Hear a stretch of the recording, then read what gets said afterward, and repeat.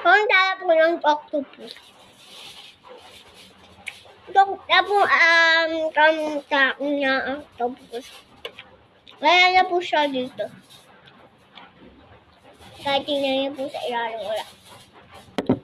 Dito lang po ako. Next, tubig.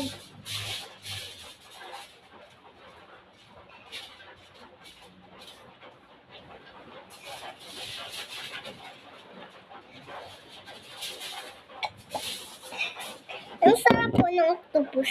Ito po kasi yun, oh. Tapos na po. Kanina po kasi nakain ko po yung gamit. Tapon ko lang po yung balat. Wait lang po.